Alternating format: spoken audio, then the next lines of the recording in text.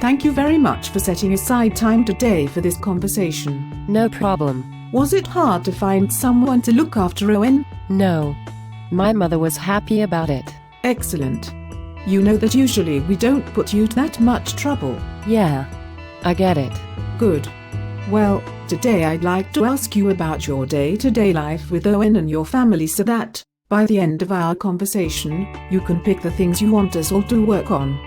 Is that okay? Yeah, that's fine. If there's anything you don't want to say, don't say it. Okay, I don't have any skeletons in my closet. Right.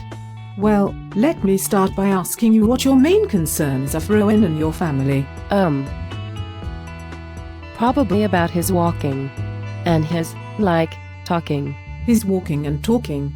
Right? Right. All right.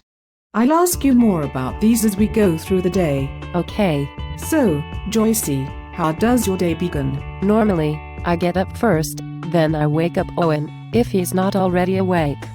I feed him and we just sort of get ready for the day. Great. So you're up before anyone else in the house? Yeah. Doug, my husband, stays in bed till the last minute. But you're up early. What do you do when you get up? Make coffee, turn on the TV. Just kind of veg until I have to start meeting everyone else's needs. So you just hang out and enjoy your time alone? Absolutely. And Doug is still in the bed. What about Bridget, your daughter? Well, you know she's 3, so she gets up pretty early too. Usually, though, she's still in the bed. Okay. So, when you think about this early morning time when you're by yourself, how would you rate this on a scale of 1 to 5? With 1 being a terrible time of the day and 5 being a fantastic time of the day? Oh, I'd give it a 5. Fantastic time of the day. Right. I'll be asking you to rate the different times of the day as we go along. So, what happens next, after your time for yourself? Then, if the baby's sleeping, I'll go see if Bridget is ready to get up. Doug's still not around. Right? Right. Or he might be showering or getting his clothes on. Okay, so you get Bridget up. Does she need a lot of help first thing in the morning? Not really. We cuddle a bit, and I make sure she's stayed dry through the night. Then I send her potty. So she's pretty much potty trained. Good going, Joycey. Yeah.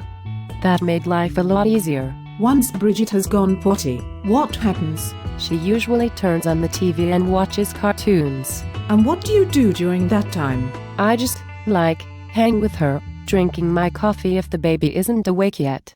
Sometimes, the TV's loud and wakes him up. Okay, so Bridget might be watching cartoons and sometimes you're hanging out with her. Right? Right. Okay, on a scale of 1 to 5, with 1 being terrible and 5 being fantastic, how would you rate this whole time of getting Bridget up and hanging out with her? I'd have to give it, a 4. Bridget's a smart, easy kid. But I'm taking off a point because I'd like to still be in bed, like my good-for-nothing husband. Just kidding. Ha ha ha. Okay, a 4?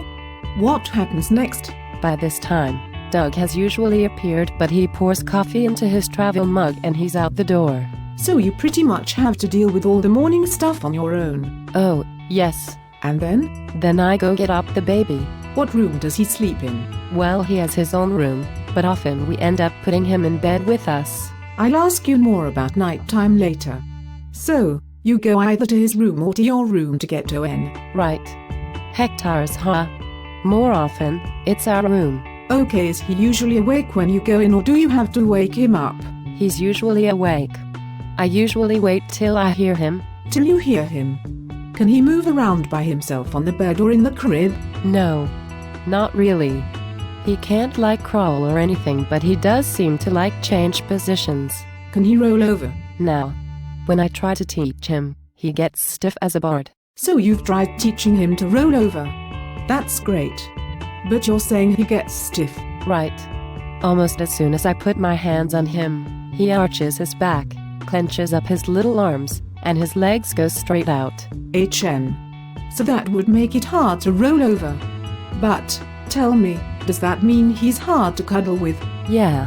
What's that like for you, as a mother? Tell you the truth, it sucks. I bet it does.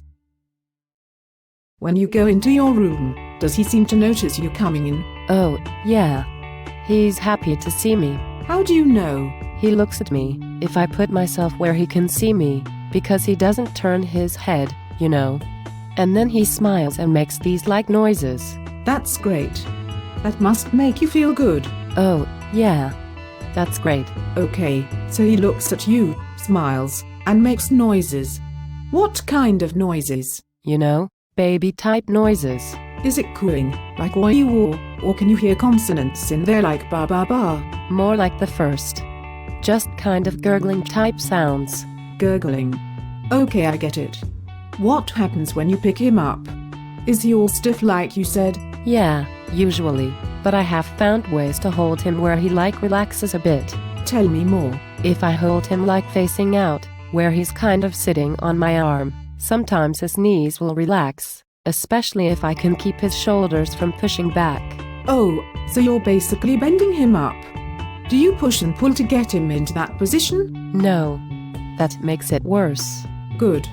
So you're saying you get him relaxed and then he can bend up better? Yeah, it sorta works both ways. If I relax him, he can bend.